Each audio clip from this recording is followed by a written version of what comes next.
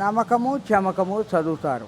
రుద్రాభిషేకంలో నమకము నమస్తేస్తు భగవత్ విశ్వేశ్వరాయ మహాదేవాయ త్రయంబకాయ త్రికాలాగ్నికాలాయ కాలాగ్ని రుద్రాయ నీలకంఠాయ మృత్యుంజయాయ సర్వేశ్వరాయ సదాశివాయ శ్రీమన్మహాదేవాయ నమః అని చదువుతారు. అది మొదలవుతుంది. ఈ నమకంతో మొదలైంది మహాదేవుడికి నమస్తే నమస్తే నమస్తే. దాంట్లో వచ్చే మంత్రాలకు అన్ని అర్థము, స్వామి అంతా నువ్వే, నీకు నమస్కారం పెడుతున్నాను, నువ్వే గొప్పవాడి, నీకు నమస్కారం పెడుతున్నాను. పంతులు గారు మీ గోత్రాలతో చదువుతున్నప్పుడు ఆయన మంత్రాలలో మంత్రం చదువుతూ ఉంటే ఇలా చదువుతూ ఉంటుంటే అన్నిటికీ నమస్తే నమస్తే అని వస్తుంది.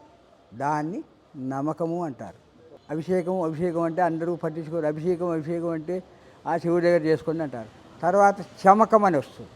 ఈ చమకం అనేది వచ్చేటప్పుడు శంచమే మయచ్చమే ప్రియంచమే నూకామచ్చమే కామచ్చమే సౌనవచ్చమే భద్రంచమే శ్రేయస్ ఇలా వస్తుంది. మే అని వస్తుంది.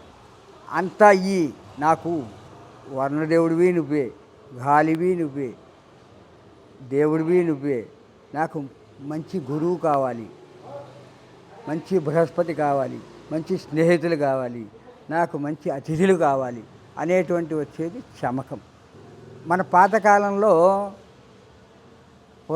పాతకాలంలో పెద్దవాళ్ళు ఇళ్లల్లో కొంతమంది పిల్లలు అయోమయంగా ఉండేవాళ్ళు. వాళ్ళకి పాపం మాట రాదు, నోట్లో నుంచి సొల్లు గారుతూ ఉంటుంది, చేతులు ఇలా అలా వంకరపోయి ఉంటాయి. అలాంటి సమయంలో మన పెద్దవాళ్ళు ఏం చేసేవారంటే వాళ్ళని ఒక రూములో కూర్చోబెట్టి ఈ ఒక 40 మంది బ్రాహ్మణులతోటి రుద్ర నమకం చమకం చెప్పించేవారు. అభిషేకం చేస్తుంటే వాడు అక్కడ కూర్చుని ఉంటాడు, అయోమయంగా కొంచెం పిచ్చిగా ఉన్నటువంటి ఆ పిల్లలు.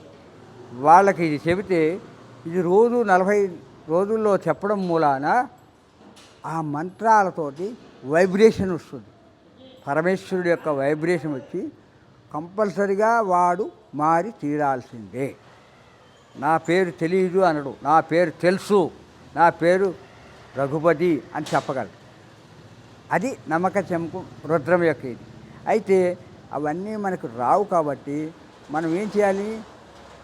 గురువుగారు ఆశీర్వదిస్తున్నారు, మనం వెళ్ళి ఎవరి పాదాలు కూడా ముట్టుకోకూడదు. అక్కడ మహాదేవుడు ఉన్నాడు అనే భ్రమతోటి ఈ గురువు వస్తాడు. మహారాజు ఉన్నాడు అక్కడ, సుప్రీం ఆయన, మెగాస్టార్ ఆయనే మనకందరికీ. కాబట్టి ఆయన ముందు ఎవ్వరికీ దండం పెట్టకూడదు. ఆయన అడగాలి. అడిగేటప్పుడు అయ్యా ఇలా పెట్టాలి, చేతులు పెట్టి. ఏ దేవాలయానికి వెళ్ళినా సరే, అయ్యా నన్ను కాపాడు, నాకు బుద్ధినియ్యి, మంచి జ్ఞానాన్ని ఇయ్యి, మంచి ఆలోచన శక్తి, నలుగురిలో నేను బాగుండాలి అని అడగాలి. అడిగితే నీకు తెలియకుండానే అనంతమైనవి ఈ దోషుల్లో పడిపోతాయి.